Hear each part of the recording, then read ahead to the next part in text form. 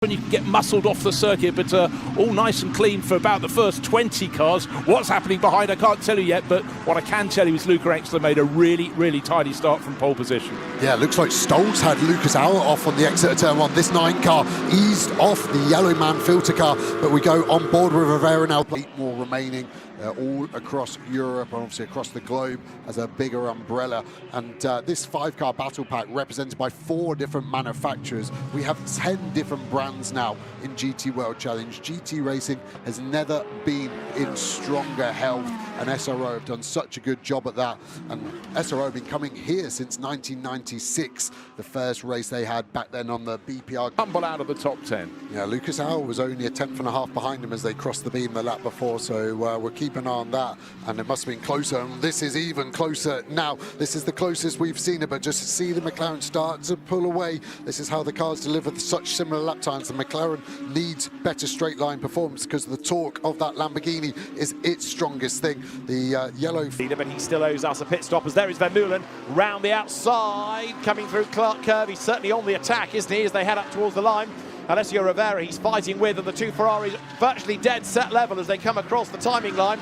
And there, as they go by, it is Vermeulen just ahead of Rivera by 17 thousandths, but Rivera is back through and he's wide at paddock.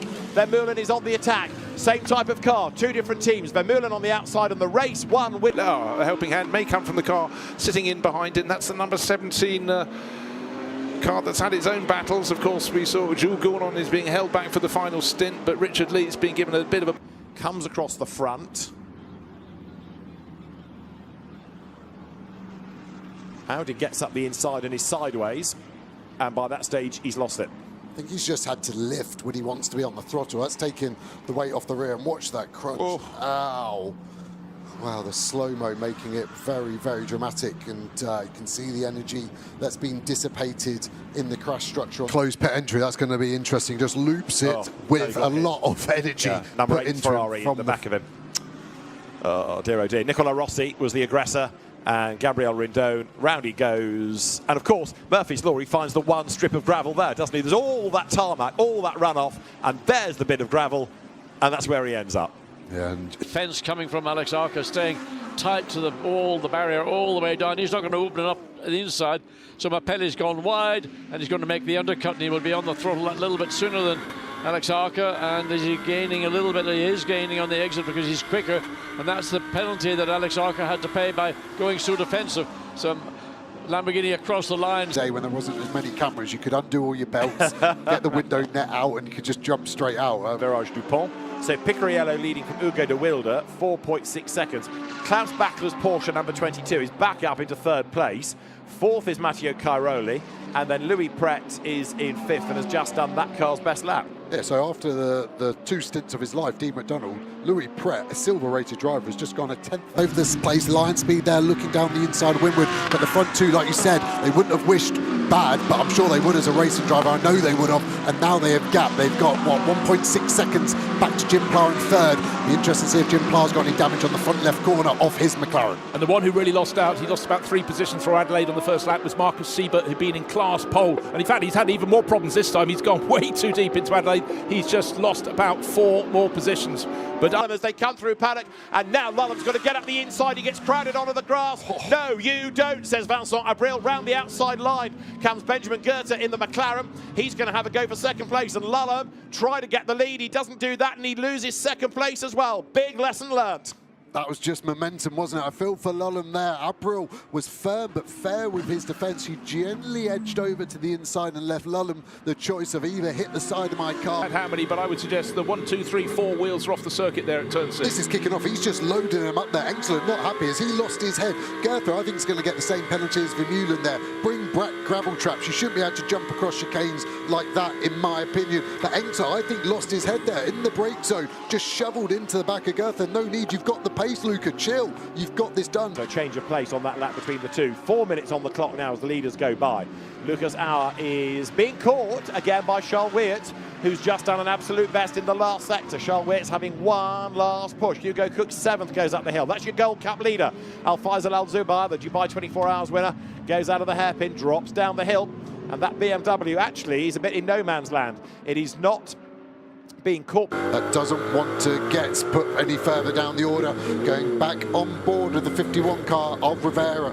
Watching the balance, the car looks lovely. Snap of oversteer there over the curb. And as soon as I've said the balance looks lovely, it looks pretty lively all of a sudden. The rear tyre starting to drop off now. 57 minutes, 10 minutes or so under safety car. But the rear tyre starting to give up more than the front proportionally, potentially on this Ferrari. The throttle pickup of this twin-turbo V6 290. So it got there thus. CSA McLaren was there, wasn't it? The 111 car looked very close in an odd place to go off and a very odd place, like you said, for Alfred Brennauer, a very fun. Suddenly dives out of the draft and has a look at the inside. Couldn't quite wriggle by. That's Will Moore we were talking about a moment ago in 12th place, coming up now through the chicane. And a car off the road, it's 1-1-2. And back on track, brings a whole lawn full of grass. That's going to send the temperatures off the scale.